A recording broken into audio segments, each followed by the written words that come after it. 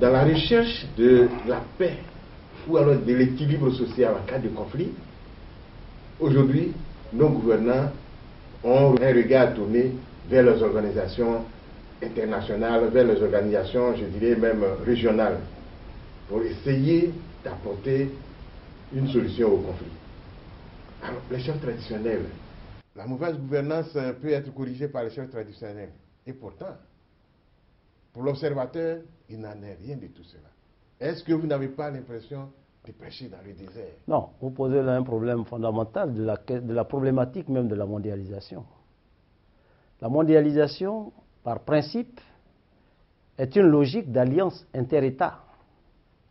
Le monde étant une toile, lorsqu'on touche à un seul fil de la toile, en un endroit donné du continent, du globe, la toile bouge partout.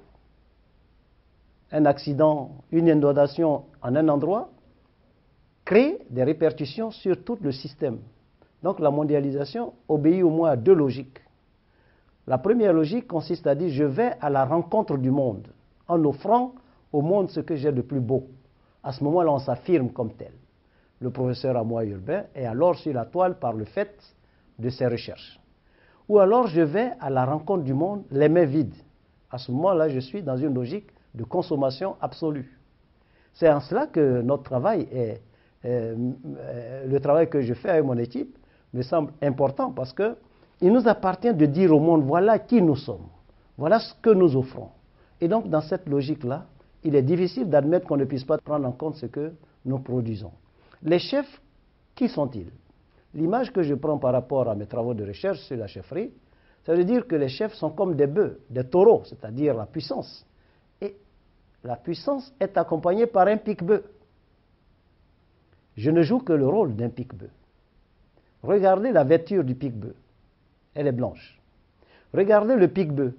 Il tourne autour des bœufs, là où il y a des bœufs.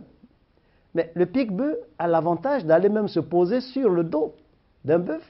Et lorsqu'il y a une incompréhension, le pique-bœuf a l'avantage de pouvoir s'élever.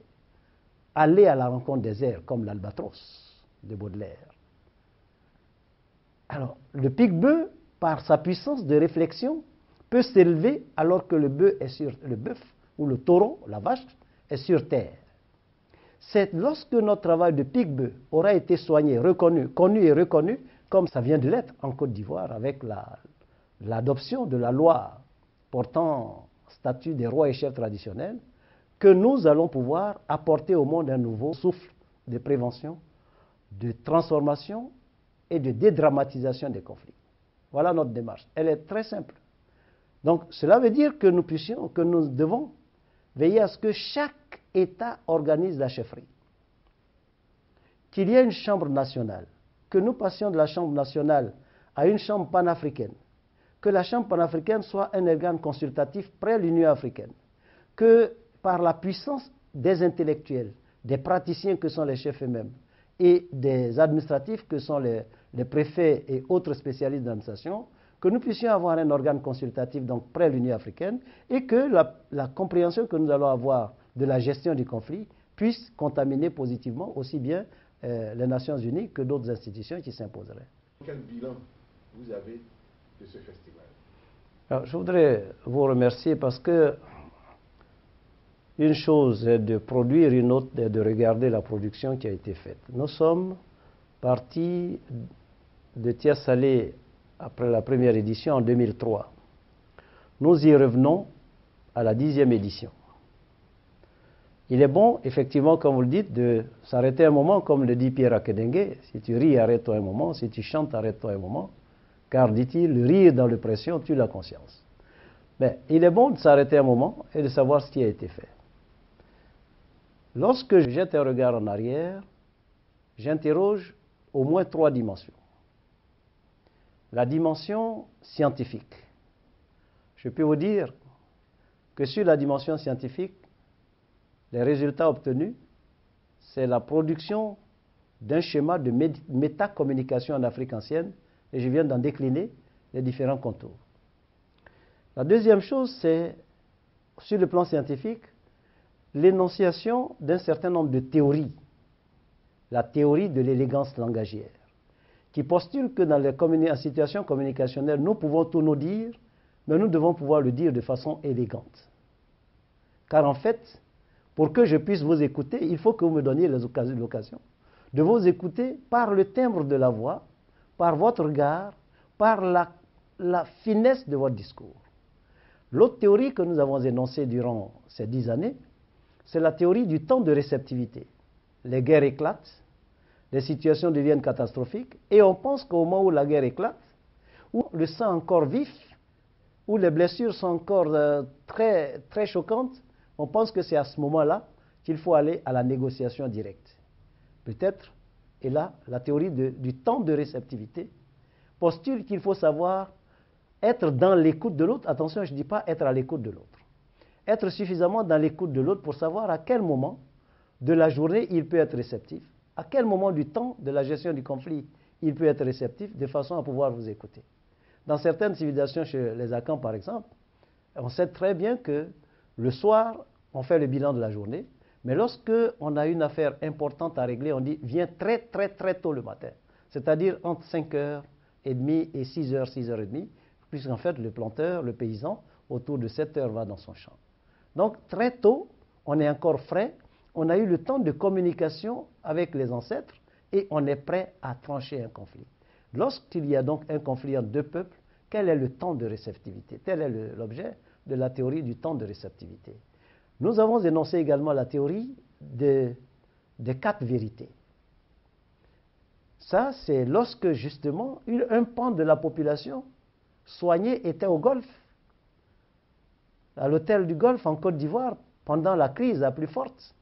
On s'est demandé qu'est-ce qu'il fallait faire pour arriver à une solution. Mais la théorie des 4 vérités postule que la première vérité, c'est la vérité intérieure. Est-ce que je ne suis pas en train de me mentir à moi-même? Est-ce que la vérité que je dis est une vérité intérieure établie? La deuxième vérité, le deuxième niveau d'interprétation de la vérité, c'est la vérité scientifique. En telle année, par rapport à telle donnée scientifique, tel effet a produit, telle cause a produit tel effet. Donc, lorsque la vérité scientifique est établie, on passe à la troisième vérité, qui est la vérité divine. Celle-là est abstraite. Si Dieu, dans toute sa splendeur, avait été là, quelle aurait été sa réponse? Et enfin, l'objet de vie communautaire commande que nous soyons en situation de vie consensuelle. Que les enfants des enfants de nos enfants vont vivre sur un territoire donné et qu'en conséquence, quelle que soit la gravité de la situation, que l'on puisse trouver un modus vivendi qui permette d'avoir une vie consensuelle. C'est ce que j'appelais la vérité consensuelle. C'est celle-là, même en cas de mort d'homme, c'est celle-là seule qui peut permettre d'aller vers un consensus et donc vers une vie, une cohésion sociale durable. Vous voyez, donc, l'autre résultat scientifique qui a été obtenu, c'est la carte des alliances interethniques et la fiche pédagogique qui accompagne la carte des alliances.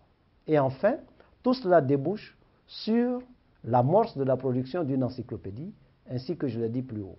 Ça, c'est sur le plan scientifique. Sur le plan culturel, je crois avoir, avec mon équipe, par le fait de ce festival, je crois avoir amené mon peuple à se réconcilier avec lui-même et à connaître les profondeurs de ses valeurs. Et que nos valeurs ne sont pas en deçà des valeurs des autres peuples. Que justement, parce qu'elles sont comme les valeurs des autres peuples, il faut être attentif à l'évolution des peuples. On est passé des empires en France à la République. C'est une logique d'organisation sociale. Donc que nous y soyons en certaines circonstances, en d'autres endroits, ne veut pas signifier que nous sommes inférieurs aux autres peuples. Je le dirai d'ailleurs quand je parlerai d'université. Il est heureux d'aller dans le Nord, en Europe, en Asie, pour chercher des partenaires. Mon ambition, c'est de faire une université qui me permette d'avoir des partenaires des étudiants qui viennent étudier chez moi, tout en étant en Afrique. Je ne veux pas de partenariat en position de dénominateur, mais un partenariat d'égal à égal et gagnant-gagnant, parce que ce sont les mêmes études que nous faisons. Qu'on soit en France ou bien qu'on soit aux États-Unis, un docteur d'État S-lettres, c'est un docteur d'État S-lettres.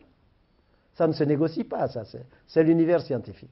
Et comme j'ai pu accéder à cet univers scientifique à un très haut niveau, il n'y a pas de raison que je continue de penser que je suis inférieur à d'autres. Donc ça, c'est le deuxième résultat culturel. Résultat scientifique, résultat culturel, résultat politique. La loi. À partir de ce moment, à partir du moment où il y a une loi, je me sens tout à fait heureux parce que voilà une recherche qui a débouché sur une loi. 10 ans après 10 ans. Je suis un être heureux, que je sois matériellement nanti ou pas, je me sens tout à fait heureux et je me sens en parfaite adéquation avec la vision des gouvernants actuels. Et je me sens heureux. Et nous arrivons à la 10e édition du festival. Le thème de cette édition, c'est chefferie traditionnelle, médiation, nouvelle gouvernance en Afrique. Pourquoi ce thème? Pourquoi ce thème et pourquoi ce symbole? Vous savez que pour cette édition, j'ai invité des universitaires de Benin City, de l'université de Lagos, donc du Nigeria, par rapport à ce que nous entendons et nous ressentons sur le phénomène Boko Haram.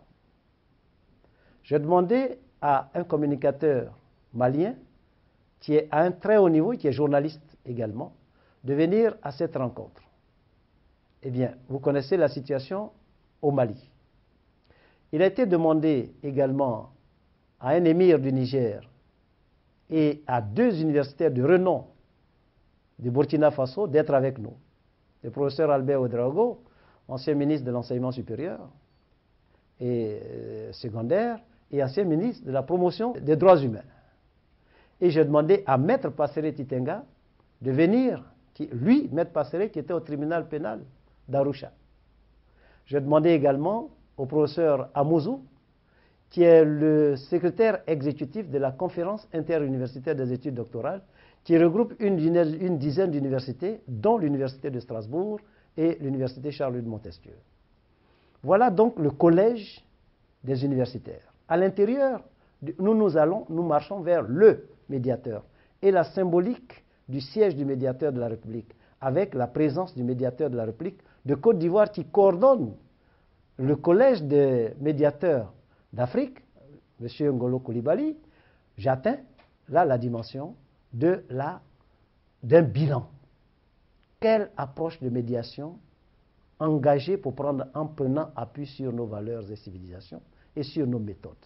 Donc, les regards croisés nous ont permis effectivement d'en arriver à l'idée que la médiation, qu'elle se fasse à l'est, à l'ouest, au nord ou au sud, obéit à un certain nombre de canons, si tant est que le but de la démarche, c'est d'aller vers la quête du consensus. Voilà donc ce que je peux dire que nous avons obtenu. Nous sommes allés chez le médiateur de la République pour le symbole. 10 ans. Au-delà de ça, nous disons, il faut créer un espace. 10 ans, quand même, il faut avoir un siège. J'ai donc créé le site qui a été baptisé la Cité Royale ou la Cité des Reines et des Rois. Site à partir duquel partiront toutes les autres éditions à compter de cette année. Et la prochaine édition partira de ce site pour être à Ouagadougou et ensuite à Niamey. Voilà donc l'objet de cette marche qui est une sorte de retour à Abidjan pour relancer le départ à partir de l'année de la 11e édition. La tenue de cette 10e édition coïncide avec la période où le Parlement ivoirien se saisit d'un cadre pour parler du statut des chefs traditionnels en Côte d'Ivoire. Quelle coïncidence, professeur Amoyou? Je dirais quelle apothéose, parce que j'ai l'avantage de ne pas être un homme politique, d'un homme culture. C'est un grand avantage parce que mon but ici n'est pas de faire l'apologie d'un système. Mais en 2009, quand nous demandons au président Alassane Ouattara, qui n'était pas président de la Côte d'Ivoire, de parrainer la 7e édition, il me reçoit et il me dit, quand nous serons aux affaires, nous allons privilégier cette dimension qui est importante parce que moi-même, étant fils d'empereur, il dit, j'y crois. Et il parraine la 7e édition.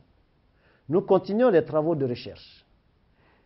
Arrive le président Soro qui, à partir de l'Assemblée nationale, accorde une importance particulière à la chefferie en disant « Chef, aidez-nous à résoudre les problèmes que nous avons en Côte d'Ivoire ». La commission des affaires sociales et culturelles m'invite donc pour faire une intervention et préciser ma pensée sur la question. Quelque temps plus tard, la loi est votée, adoptée. Je ne peux que me réjouir. Donc c'est une convergence. C'est-à-dire que l'économie ne peut aller de l'avant que si elle prend appui sur le fondamental culturel. Le social ne peut aller de l'avant que si l'on prend en compte les dimensions, les réalités socio-culturelles. L'intellect tout court ne peut avancer que lorsque l'on comprend le bien fondé de ce que nous avons en nous-mêmes. Comprenez pourquoi l'une des résolutions que nous prenons, c'est de dire qu'il faut enseigner désormais ce que nous avons trouvé, qui va figurer dans les encyclopédies, sous forme de fiches pédagogiques. Il faut l'enseigner à l'École nationale d'administration, il faut l'enseigner à l'École normale supérieure, il faut l'enseigner dans les écoles de gendarmerie, il faut l'enseigner dans les écoles de la magistrature et dans les écoles de police, pour que justement les agents de sécurité accordent le respect qu'il faut à la chefferie.